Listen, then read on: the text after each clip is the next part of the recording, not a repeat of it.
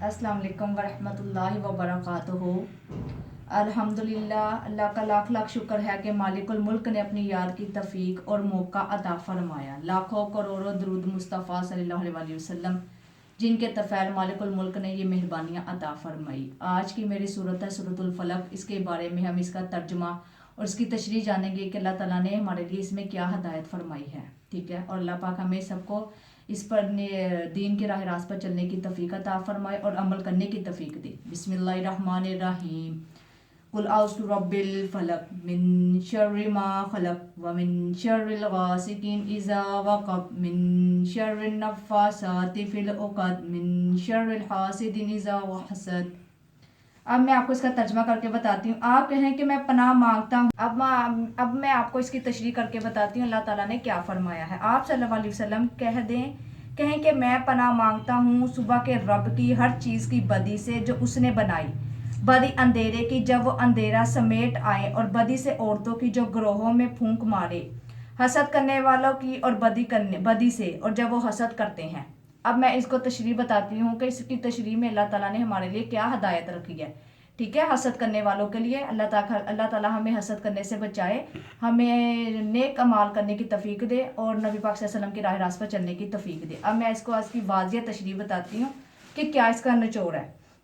समझने वाली बात यह है कि इस फरमान से सबक हासिल करने वाली बात यह है कि दुनिया के अंदर इंसान के इतने दुश्मन हैं कि हिसाब ही नहीं। मुख्तसर तौर पर जब जहाँ कुंबे की हर चीज़ से बुराई भी पैदा हो सकती है, और बुराई सुबह से शुरू होती है, और बदखवाह उठते हैं, और अंधेरे जब ज़्यादा गोशे होते हैं तो कुछ छुप सकते हैं, और सिर्फ लोगों के हाथों से शैतान के अमल से ही बुराई नहीं पहुंच सकती,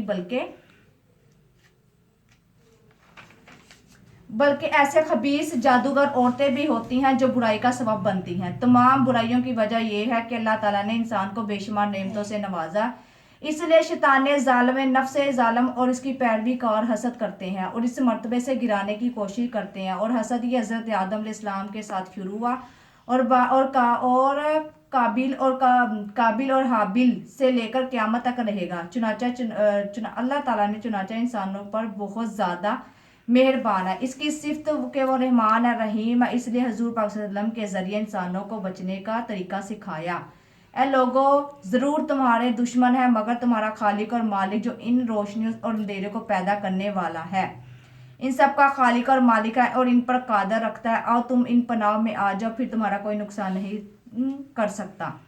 इस सूरत में मुकद्दस हसद के शर से और पनाह मांगने की हिदायत फरमाई है, यानी हसद करने के बारे में अब बताया गया जो लोग हसद करते हैं। हसद दूसरों की अच्छाइयाँ, खूबी या हसूल नेमत से जलकर तकलीफ होते हैं।